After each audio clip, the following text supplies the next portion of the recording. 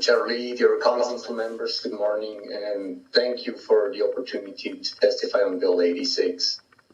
My name is Andre Fehlman. I'm the owner of a burned house up in Kula, and as Kyle already hinted, our neighborhood is really eager to start the debris cleanup process of our properties. And I personally feel strongly that the entire process is moving along way too slowly, and it is probably hampered by, in some cases, unnecessary red tape. My biggest concern really is that my neighbors whose houses are still intact up there, they live in the toxic ashes and the dust produced by my property or the other burned structures. And Bill 86 even emphasizes that danger of the debris, and in the later part even suggests fines for property owners if they don't clean up in a timely manner. They opt out of the federal cleanup program. So I urge you really, please, if you do everything in your power so we can move forward with this debris removal process.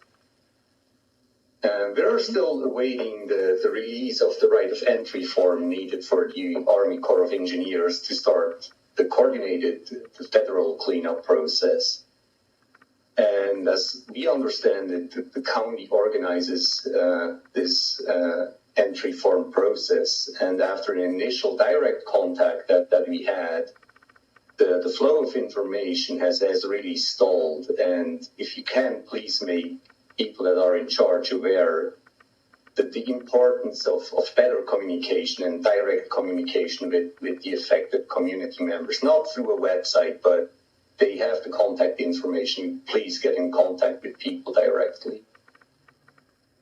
Also, some neighbors feel that they are forced into using the federal cleanup program if there is no clear guidance from the county on what the process is if they want to opt out.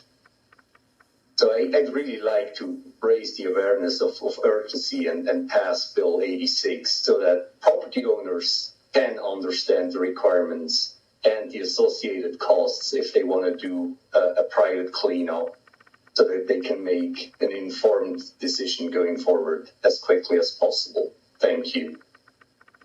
Thank you. Vice Chair Sugimura. Thank you, Andre, for testifying. So you have addressed the exact concern that I'm hearing from the community, and also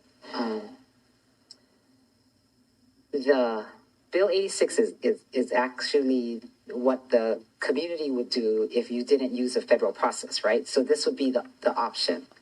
And do you think it would be a problem if it was passed today for first reading and then passed for second reading, which would be the next council meeting, and I think it's going to be in October, or sent to committee, and the committee then would talk about this? That would be the choice from what you're saying. I strongly feel that this is a very, very urgent. We cannot politically delay this as much as we might need. We should move forward with this so that we can actually clean up as quickly as possible. And if the county doesn't provide clear guidance for property owners on what the process and the costs are if they want to do it by themselves, how can they make a decision whether they opt in or out of the federal program? And the longer it takes, the longer people have to live in the toxic dust, or if the rain comes, all these ashes will be washed away to other properties. And to me, this is moving way too slowly. Trey, what you just talked about, that's exactly what Bill 86 is, right? It's detailing the process that a resident would have to go through if they did not use the federal process. So thank you very much. As I understand, it only lays out that the director of environmental has to define what the process is going to be, right? This is only the precursor tasking the director to establish what the procedures are. And that's another step. Thank you.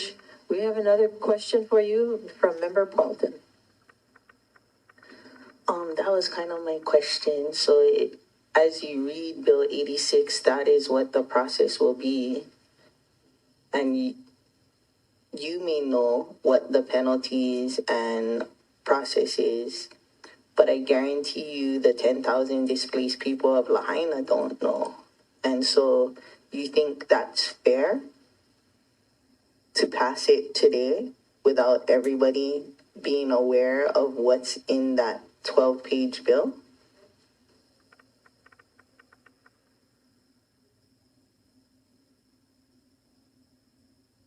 Is that direct? There was a question for you. There was a... Okay.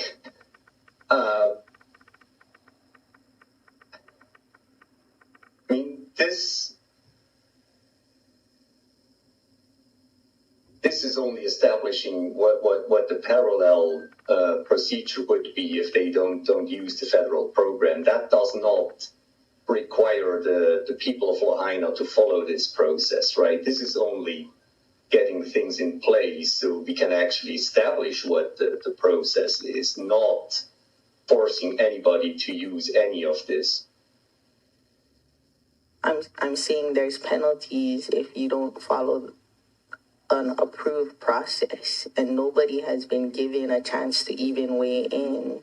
The majority of the people in Lahaina don't know that this is up to be passed today.